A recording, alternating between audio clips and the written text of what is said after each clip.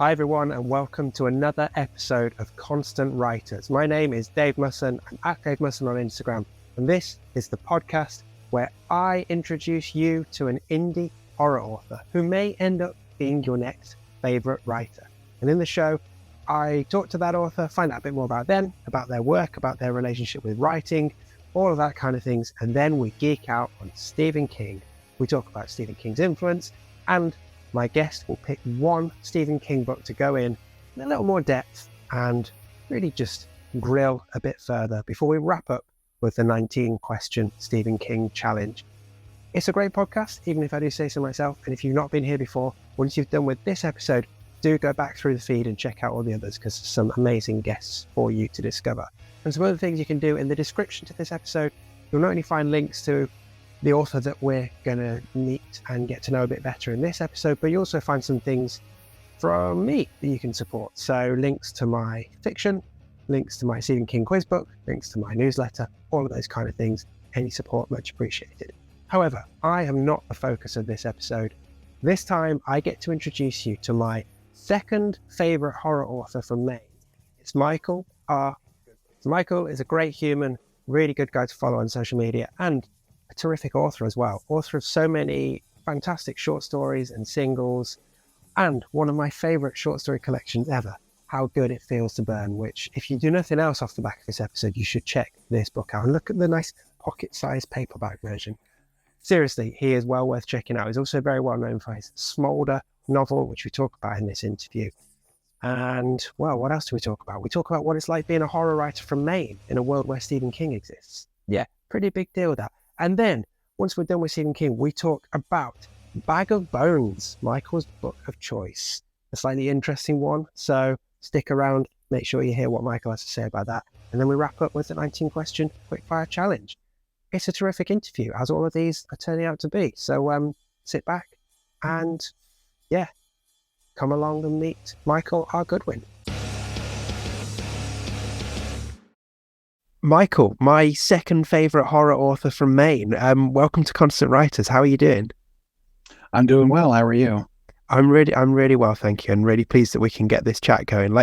Like with some of the ones we've had from this season, it's been a while in the organising, but we've got there in the end. So really excited to get chatting with you. And obviously we'll talk about Stephen King later on in this chat, but as I've been trying to do with all of these interviews, I want to make the focus at the start all about you. So let's start with the same question I've been asking everyone. Like, what's your origin story with all things literature? Like, when did you fall in love with writing? And also, when did you fall in love with reading, I guess? Oh, reading came first. I was always a big reader as a kid. And I wasn't a very social child, didn't have a lot of friends, just more of an introvert, I suppose. So books were a go-to thing. And, writing, I guess, was inspired by that. I was in 7th grade when I wrote my first piece of fiction. It was Star Wars fan fiction, very embarrassing stuff if I were to look back on it now.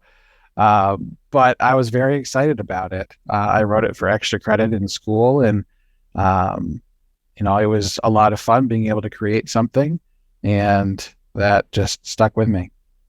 And that's like the most natural place to start with writing as well, isn't it? It's like imitating what you're reading, what you're consuming already. That's how you learn the chops. So yeah, it's a perfectly natural thing to do.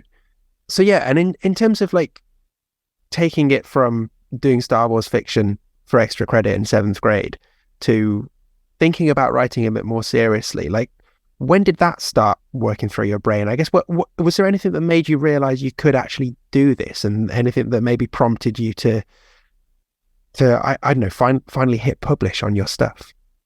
Sure.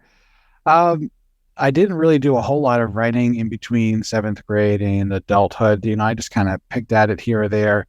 In the early 2000s, I started writing in a blog. When blogs were first taken off, it was anonymous, and I was just writing down a whole bunch of different things. And I had, I grew a following of readers, and they were really encouraging and supportive, and kind of pushed me to write more and take different risks with writing. And, I had started reading some horror novels, and I decided that I wanted to try to write, something scary, something spooky or whatever. And it just kind of stuck with me. My first serious attempt at writing a long form book was part of the NaNoWriMo, National Novel Writing Month, Yeah. back in 2009.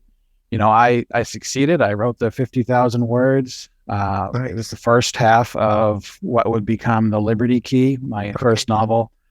And then it just kind of sat there for a while. I didn't really do anything with it for almost 10 years, unfortunately. But along the way, I wrote, some shorter stories, and it was easier to write shorter stories and get feedback on those and get a little bit more confidence to publish those. So yeah, it was kind of a long process. But I got here eventually. And a slightly off topic question, but something I've always been interested in. You mentioned doing NaNoWriMo, which, if I remember correctly, that's November is the designated month to do it. Is that right? Correct. How did you find that as an experience? Because it's something that I've always looked at and considered doing, and have never jumped in on it yet. But was it? Yeah. Well, how was it as an experience? Was it a useful challenge, a useful prompt to keep you at it for those 30 days? It was. I had never done anything like that before. I had, it's about 1,600, 1,700 words a day that you need to produce to stay on track. And I don't think I had written more than a couple hundred words in a day prior to that. So this was a big goal to try to meet. You're not supposed to have anything more than an outline of the story before you get into it. And that's all I had, was just a few scribbled out ideas on a piece of paper. And some days it was very difficult.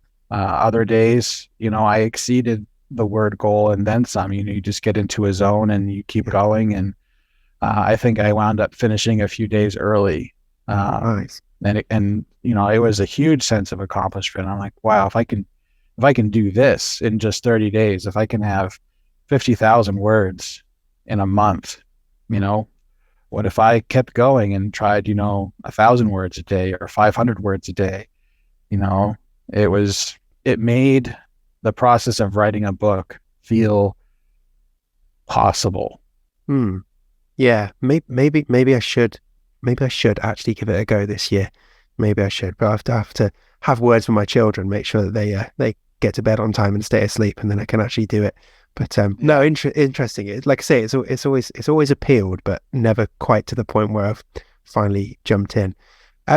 Anyway, you were mentioning short stories, which is great because that's how I first came across you. Like this excellent short story collection, How Good It Feels to Burn, which is just so good. Anyone watching or listening to this who hasn't checked it out really should go and check it out. And people won't have to look very far to find your shorter works. You're pretty prolific in terms of putting shorter works out there. I get the sense that's a format that you quite enjoy writing. Is that fair? Oh, absolutely. There's a different kind of magic to a short story. Whether you are writing it for an anthology call or writing it just for yourself or a quick idea that you had, you have to convey everything the story wants to tell the reader in a short period of time. So you have to be careful with the words you use, how much you say about certain things. You really just have to cut right down to the bone and get to what really matters. And that also allows me to choose what the reader knows about the characters or the setting. And I like to let the reader fill in a lot of the details on their own. I don't really care what the character looks like, let the reader figure that out. I just want to give them just enough to start to visualize what's going on, and they can figure out the rest. It's definitely a challenge, but I do enjoy it. Yeah, definitely. I mean, that certainly comes across from all the stuff you have out there. And I guess another one that your people who may have come across your name are likely to have either seen that collection or probably the novella Smolder, which I've got on my Kindle, hence not holding it up because it doesn't really work when holding up in front of the webcam. But Yeah. I remember that one being dark and kind of messed up in all of the best ways. Yeah. I mean, I'm curious, where did the inspiration for that one come from? It was kind of twofold, actually. I had gone for a walk with my wife in the woods behind our house, and we came upon this clearing. You know, it was just really random, just this wide opening of just grass, and it was a beautiful spot in the woods. And that apparently stuck with me because that night I had a nightmare about being lost in the woods and coming upon this clearing, and there was this group of trees in the middle of the clearing, and then, you know, the trees came out of the ground and they weren't trees after all. And I can't say too much more because then I'll spoil part of the book. But Yeah. I told my wife and kid about the dream, and they were like, "Yeah, you need to write that down." So that was all I had for reference for writing the story. I knew I needed to get my character to that scene. How do I do that? And, you know, just kind of came to be. And that's one of the great things about writing stories, isn't it? More often than not, at least I certainly find it, it will be like that. It will be an image or a scene, a moment that you know you want to get to, or you know is going to be the launch pad for something. You don't necessarily have the full thing in your head, but when it's something as powerful like that, you can then just let your imagination build off it, can't you? So look, was it an easy process to get to where you wanted to with Smolder once you had that initial nightmare transcribed? Like, did it all come together fairly easily? It did. I mean, the ending was a bit of a challenge. I wasn't really sure where to go with that, but I'm happy with how that part came out. But for all of the effort of writing the story, you know, that the inspiration for it is really just a small part of everything else that goes on. And there's so much more that came out of it that is much more meaningful to me. You know, because there's some ways that I relate to the main character as far as, you know, his struggle with anger and frustration in his life. So it was a bit of a cathartic experience writing it, and that wasn't the plan at all when I set out to write it. But, you know, there are some really powerful scenes in there that just happened, you know, that just, as I was writing it, you know, these ideas came out, and like the deer scene in the first half of the story is a very vivid scene. And I had so much fun with that particular part, even though it's a scene that sometimes turns readers off from wanting to go any further. Yeah. My poor grandmother thought she wanted to read the book and had to stop when she got to that scene. So, well, at least she started. Yeah. You know, there's still got that support there. I love also just how you refer to them as singles, so like short stories as a standalone release rather than trying to gather them up into collections and things. And you know, I love looking through your singles collections, and what's nice in there is that I'm starting to pick up on a thread of some folk horror stories. So there's the Halloween one, Crimson Grove, and there's the Christmas one that I have here, The Ritual, that I both enjoyed really well. Like, is folk horror something you'd like to explore more of as you continue to write? Absolutely. That village that, you know, connects those two stories together, you know, that kind of, there's a story called Leaves that is in How Good It Feels to Burn. That was the first story about the village, and that was my first attempt at trying to write folk horror. And it was for an anthology call. It got turned down. But I was in love with the story, so I decided to try to keep going, but with a different segment, and that's where The Ritual and Crimson Grove came out of. I got them both right here. Nice. Yeah. It's a different sort of challenge to write folk horror because, you know, some of the vocabulary you use has to be different. You know, the style that you use to approach describing things and all of that, you know, should be different to kind of create that environment, without explicitly telling the reader. You have to give them that feel by the words you use and how you put them together. It's definitely something I enjoy, and I have some other smaller projects in the works, maybe for this year, possibly a sequel to The Ritual. Nice. But time will tell. Yeah. Yeah. There's so many stories and so little time to write them. Exactly. Yeah. Another one of your singles that I'm pretty much enjoyed everything I've read of yours. But certainly one that I remember getting a lot of praise online was Broken Justice, which is a really powerful story with a powerful message and for a great cause as well. Like, I don't really want to put my words in here. So I was wondering, could you just like tell people watching and listening a bit more about that one in particular? And again, like where the inspiration for it came from? Sure. Yeah, writing that story as a male felt like a big risk because it's about a subject that is very triggering for a lot of people. It deals with the themes of sexual assault, and there are people that I'm very close to who have had to go through that, unfortunately, and the impact of them being unable to get justice for their situation, for whatever sequence of events. The justice system doesn't always work well for the survivor. And that can take its toll. And I wanted to write a story about people taking matters into their own hands.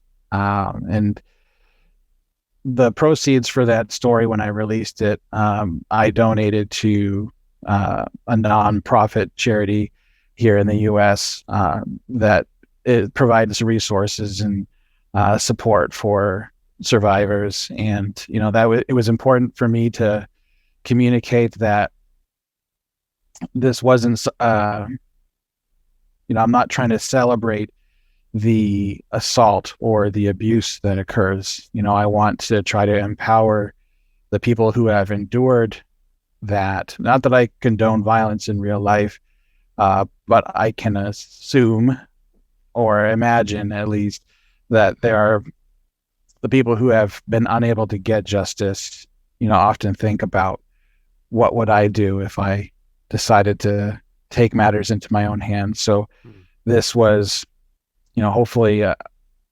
way for those individuals to have some sort of cathartic experience through reading the book. And one of the readers actually reached out to me and said that they were going to use it as support material in their counseling classes that they were doing with survivors. So that was awesome to be able to help in that way. Yeah, that's incredibly powerful, incredibly rewarding for you as well. I'm conscious that for people watching and listening, we're sort of mentioning titles left, right, and centre here. Should say everything that we talk about here will be linked to in the description for this episode, so people can go and check these out and then pick them up if they haven't done so already. I'm just saying that because I'm about to throw another title in here. You're something of an indie horror curator as well as a contributor to the scene. You put together the quite brilliant Devil's Rejects anthology. Again, I'd love you just to go through what the pitch is of that one and what it was like to pull together, because I think this one, particularly for any writers listening, I think this one will definitely have appeal if they haven't heard of it already. Yeah, Devil's Rejects. It's a horror anthology for second chances is the billing on the cover there. As writers, we all experience rejection. It can be frustrating and an emotional thing to go through when you send a story out and it gets turned down. You may not always understand why it was turned down, but it's part of the process. The pain of getting rejected is a very real thing. And I went through a lot of that as I was writing stories that wound up in How Good It Feels to Burn. Actually, all but two of the stories in that were stories that had been rejected. So I decided just to put it together on my own. And I was like, well, why don't we try to do that with an anthology? I'd never heard of that being done before. And, um, for the writers involved, I know that they supplied stories that were important to them, that they had fallen in love with, and they really wanted to give it that second chance. So it was a very rewarding process for me to be able to read these stories. And, unfortunately, I couldn't accept all of them. But it was, it was a lot of work and a lot of fun. And, it's definitely something I'm proud of. Yeah, and you should be. Like, it sort of proves everything you were just talking about. Because I submitted to that one and didn't make the cut, but like just thoroughly enjoyed reading it. And yeah, it was just really great to see, like, look at how good this anthology is, and these were all rejected elsewhere. It was a weird confidence boost, even for someone who had something rejected for that anthology, if it makes sense. So yeah, just a really great showcase of talent and a bit of a confidence boost as well. I mean, I guess I imagine, like, you probably had enough submissions for a volume 2, right? I mean, how inception do you go on this? Like, rejections from Devil's Rejects volume 1 become volume 2, volume 3 are the rejects from like I mean, I guess you probably don't have enough time to do this, but like, have you got enough for a volume 2 if you wanted to? Oh yeah, there was definitely enough submissions that I could do a volume 2, and, using stories that were previously submitted, definitely would kind of fit with the theme. But it's all just a matter of time. And, I'd like to be able to give something back to the authors. So being able to fund, the payment to the authors and all of the costs associated with producing a book, all that comes out of pocket. And, us independent authors, we don't make a lot from our books. So, the cost of it is a factor, time is a factor, but it's definitely something I've been thinking about more and more. So nice. Again, time will tell. Yeah.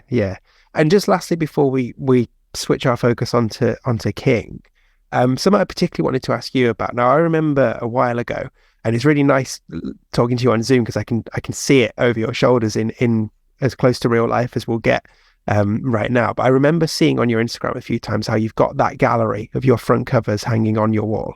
And like I say, seeing it now is really cool. And that just gave me a real sense of your own pride in your own work, which I found really heartwarming. And it's something that has come up on this podcast a few times, actually, is how many people I've spoken to we've all ended up in the same scenario where we're all really quick and really happy to champion our friends and our peers in the scene, but we're also quite awkward about bigging ourselves up.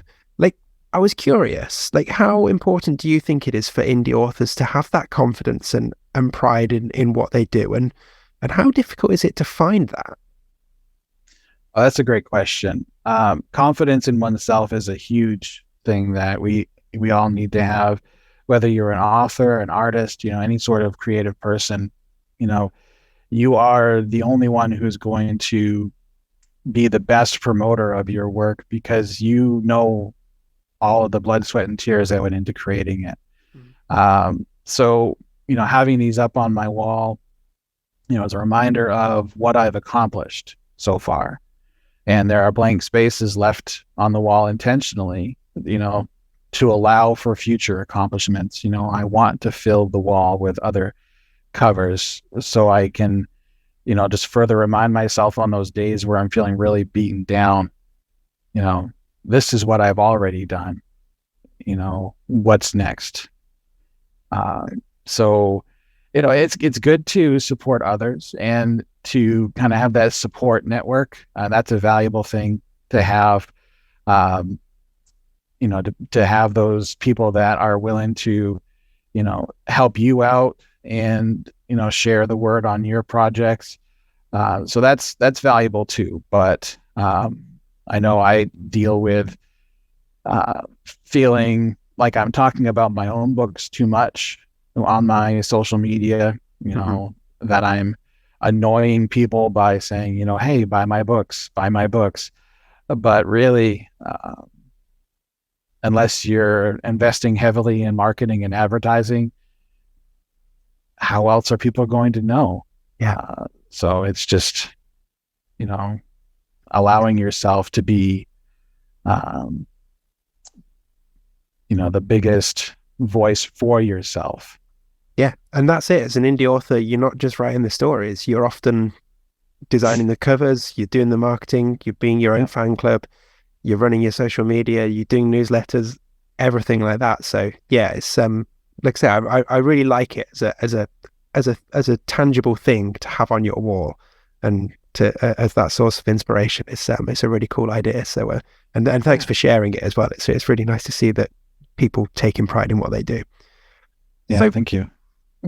this is a Stephen King channel, so let's switch our focus to him. That is the reason I bring all of these wonderful indie authors together on this podcast. I guess to start with, and specifically for you, ignoring your home state for a moment, but what does Stephen King mean to you as a fan, and what sort of place does he hold in your heart? Well, it's hard to ignore his impact on the genre that I write in. So it's gone beyond just being a fan to him having an impact on popular culture.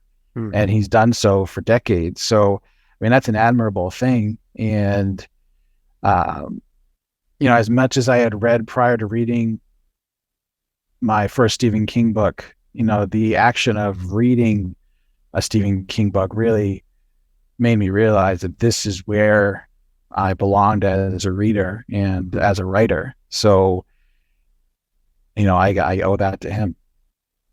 And what sort of impact would you say King's had on your own writing, if any? Oh, a big impact. The way that he approaches, the way that he describes things, and the way that he blends the stories together with a cast of characters. It really was quite different from anything I had read up to that point. And just, I don't know, it's hard to describe. I'm failing to find the words for it, but I don't know. I think he's an author that a lot of us horror authors aspire to be like, without trying to just imitate him altogether. We all want that success. So trying to find a way to hold a candle to the great, I guess, is what keeps me going. Yeah. Yeah. And I mentioned your shared home state. So like King, you are a Mainer. I'm curious, like tell this non-Mainer exactly what Stephen King means to your home state. Yeah, it's really, really awesome to be able to read a book and for him to mention a place you've been to or a part of the state that you lived in. And to know that when he's writing about the town that The Mist was based on, that town was 10 minutes down the road from where I lived at one point in time. And the grocery store that they were stuck in was a grocery store I went to. It makes the story more real. It's not just relying on imagination and trying to put yourself in the story. You can actually connect and realize that exactly what he's talking about and where he's talking about. And he brings, some of the cultural stuff of Maine, the accents and the livelihoods that people have and the way that people behave. It brings this little, it brings all the weirdness of Maine out into the public eye. And, it just makes it feel celebrated instead of, what is there to do in Maine?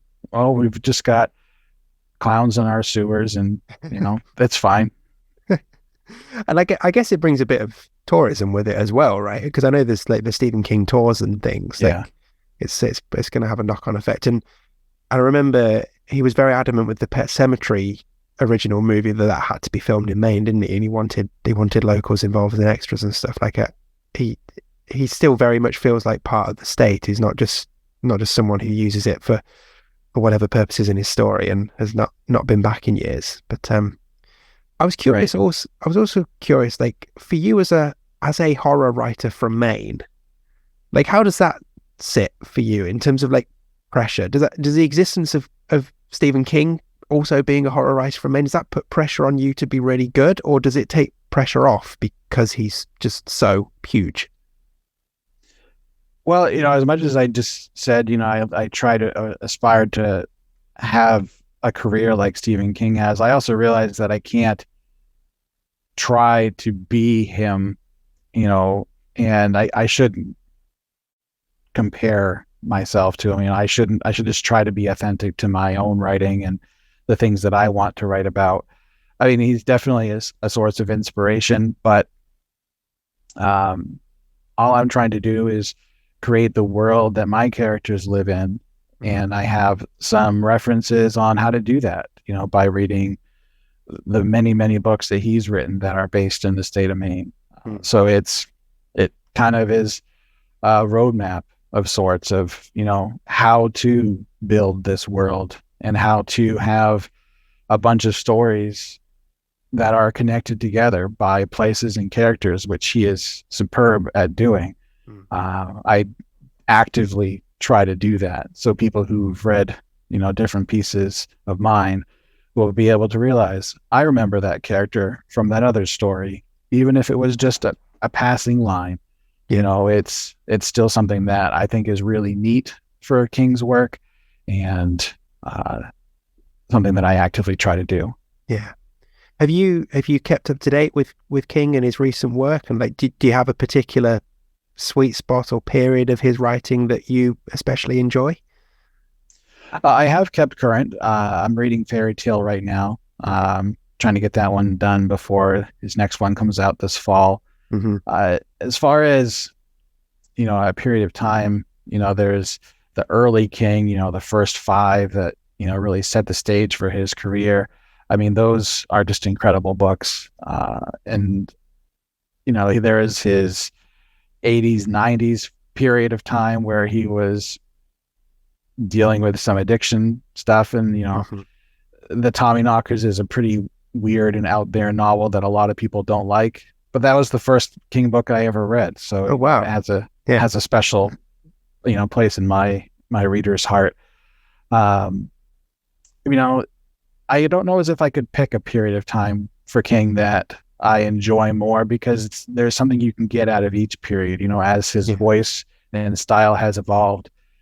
If you know what was going on in his life at the time, whether it was first starting out or, this massive fame, his period of rehab, his car accident, rehabilitating from the car accident, it's a journey in and of itself. And it's something that can be admired, even despite the struggle. Yeah.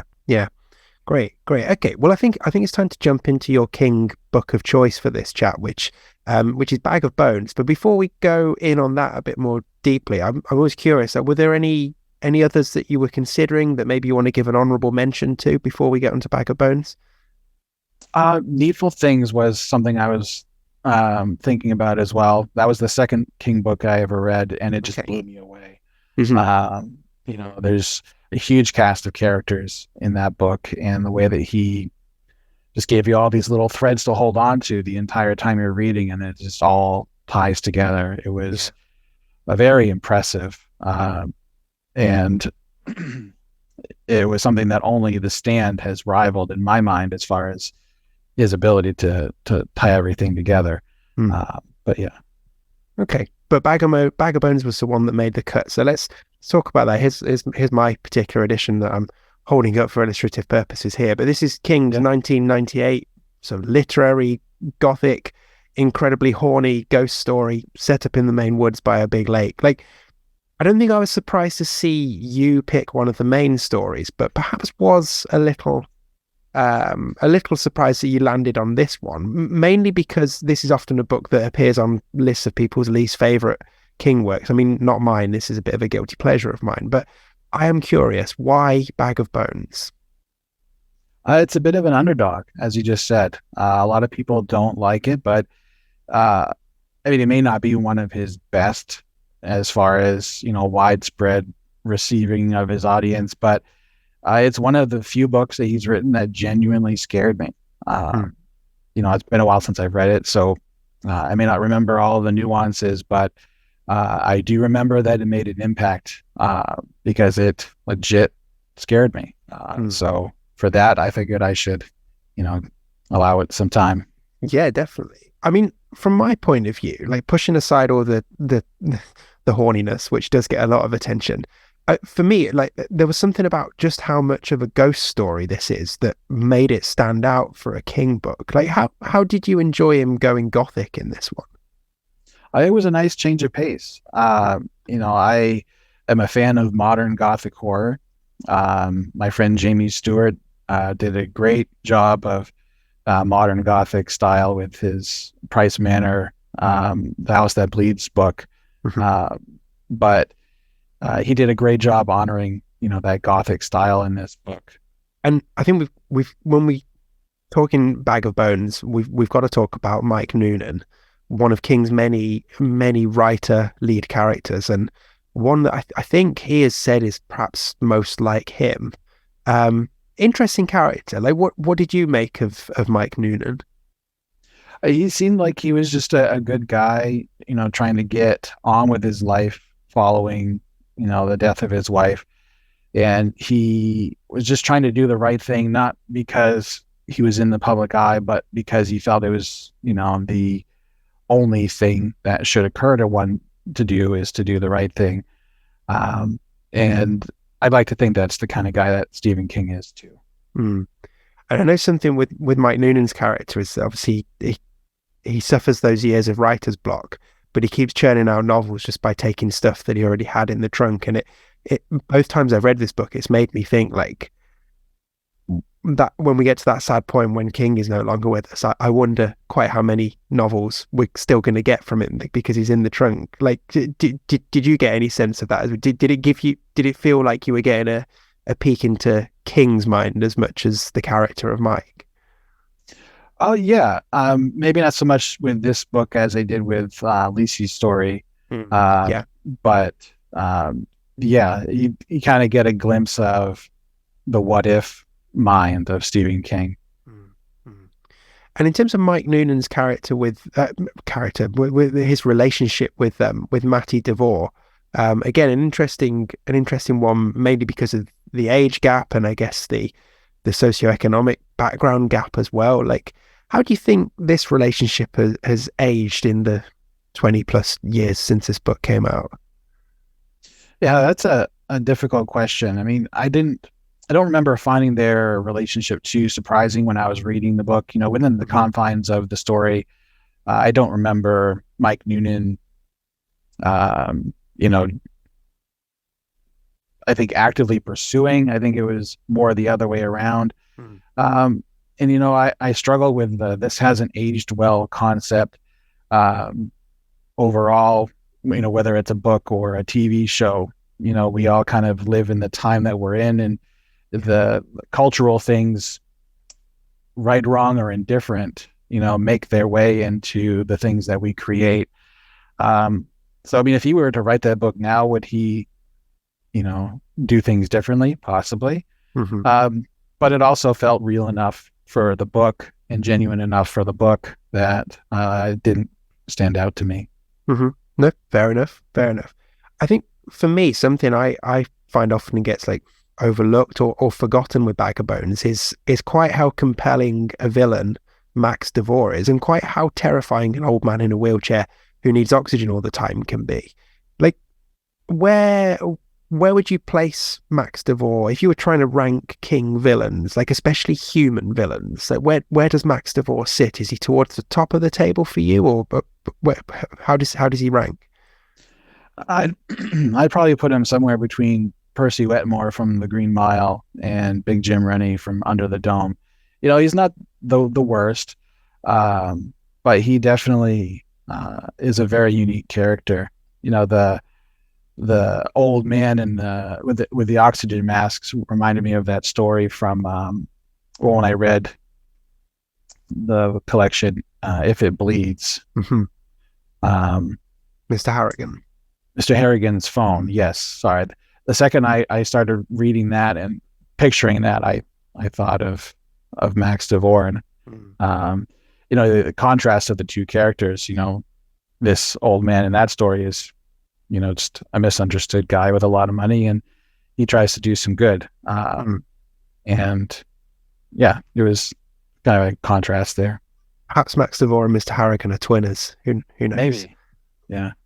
I guess the other character who stands out on Bag of Bones is Sarah Tidwell, like her character and her story arc as well. Like, how did that part of the story work for you? I think it was effective as a subplot to the book. And I remember some of the sequences being a little hard to follow, but it was effective overall. Again, I don't remember not liking, that part of the story, but I also don't think I appreciated it as much as I would now if I were to read it again. Just the more and as life goes on with Sarah Tidwell's character and the things that she experienced that are revealed through the course of the book, I think it would have a lot more impact now as a reader. I'm actually really keen to do the audiobook for this because, as far as I can remember, they actually recorded some Sarah Tidwell music and songs and stuff and interspersed them into the audiobook, which I think would be really cool because you get a sense of that musicality in the book. Okay, so like as we wind towards the end of the Bag of Bones discussion, like just take me through, are there any particular scenes, moments, side characters, anything like that really stand out for you? I mean, you mentioned this is a book that really did scare you. So like, were there any scenes in particular that got under your skin?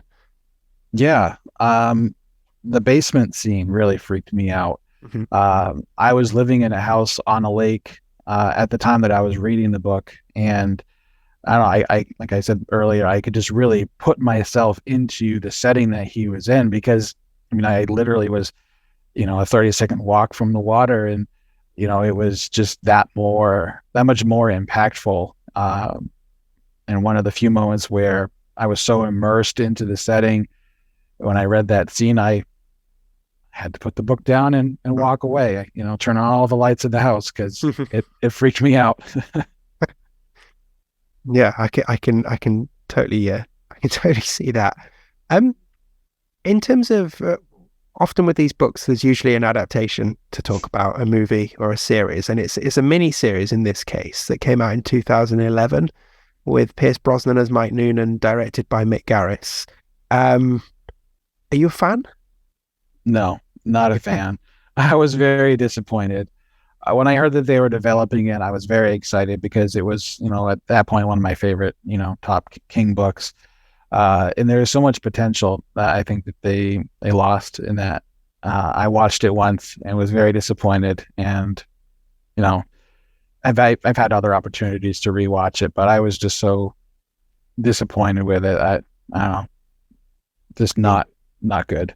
I think what perplexed me with it was that it came out in 2011 and you watch it, it's like, it feels like something from the early 90s, from when Mick Garris was doing the big hitting miniseries. I don't know, it just feels so weirdly dated and out of place. It's a strange treatment of it for sure. And it was, Pierce Brosnan, the acting was bad. No, he wasn't cast very well for that part. But yeah, the acting was bad. The special effects or whatnot, it just felt very campy and poorly done. It could have been a lot better. There's a lot more material in the book that they could have used. I think that's a frequent complaint from King readers to King viewers, is that there's so much that gets left out. But yeah. Okay. Well, so lastly then on Bag of Bones, if somebody watching or listening to this has not gone in on Bag of Bones for whatever reason, I'm curious, what 3 words would you use to sell it to them, to convince them to give it a go? Another good question. Creepy. Yeah. Haunting. Mm-hmm. No, can't can't miss it on that, it being a ghost story. And probably redemptive. There's Nice. some redemption that goes on in that book. So Yeah, I like that. That's a good trio. Cool. Great. Well, Michael, this has been brilliant to chat through all of your stuff and King stuff as well. We are almost done, but before we finish with this interview, we've got to go through the quickfire 19 question King challenge. Now, this is not one of those points in a podcast interview where it's like, hey, if you're up for it, we're going to do this. Basically, we're doing this. This is what we have to do before we finish. So I'm basically just flagging it to just check you're ready. okay, yep, let's do it. Cool. Okay, so this is the quickfire challenge. You don't need to give me any explanations at all here. I might ask, but you don't have to give them. The idea is it's relatively quickfire. Sure. So let's jump into it. What was the first King book you read? Tommyknockers. You mentioned earlier. And what was the most recent King book you read? Currently reading Fairy Tale. Which you also mentioned earlier as well. Okay. What's your all-time favorite King? The Stand. And what about your all-time least favorite King? Dreamcatcher. Ooh, even one of the main stories. Nice. Okay. Yeah. What do you think is King's most underrated book? One of them for sure is The Eye of the Dragon. Oh yeah. Okay. Thinking about cover art for the different King books. What King book has your favorite cover art? Gotta be Pet Sematary. Iconic. The one from the original from the 80s. Correct. Nice. Yeah, that's definitely up there as one of my favorites. On the flip side, what about your least favorite? Probably The Talisman. I don't even know what's going on with that one. Just boring. Fair enough. What would be the one King book that you could recommend to anyone who likes reading? The Stand. Yeah. Yeah, gotta go with that one. We've just been touching on King adaptations, and I wonder whether what we were talking about might come up on the next question. But in terms of your favorite King adaptations, is there one that stands out for you? The Green Mile. Yeah, good choice. And what about your least favorite King adaptation? Bag of Bones. Oh, there we go. There we go. Yeah. Okay, for this next question, I'm going to offer you the chance to have a King character make a cameo in your own writing. Who are you having? Stu Redman from The Stand. Oh, nice. East Texas. Cool. Yeah. Okay. Which King book or story would you say is most similar to your own style of writing? Oh gosh. I don't think I can think of anything I would compare to, but I would aspire to achieve the brilliance that is The Stand. Just a genius writing. Fair enough. Yep. Good one to aspire to, definitely. Okay, so for this question, I want you to give me one King book for each of the following. So I want one that you would keep forever. So you read, you reread until it falls apart and you love and cherish for the rest of your life. One that you read only once. So you read it and then you pop it on the shelf. You might look at the cover occasionally, but you never pick it up and read it again. And then one that you delete from existence. Well, at the risk of repeating myself, I would keep The Stand. Mm-hmm. Fantastic book. Read once, I would say, is Tommyknockers. And just give it a chance. It's weird, wild, fun. And delete forever from a Buick 8, I would think.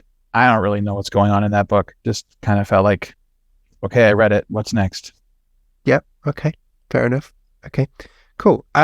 We're down to the final 5 questions now, and it's a slight change of format as we wrap this up. So this is a straight either or. So again, no explanation needed. Just let me know which one you pick. So, are you going for the book or the movie? Always the book. I think I know the answer to the next one, but The Stand or It? The Stand.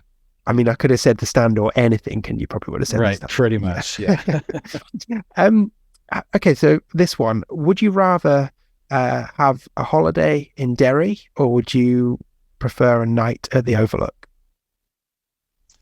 Sign me up for a weekend in Derry. That's my speed, yeah.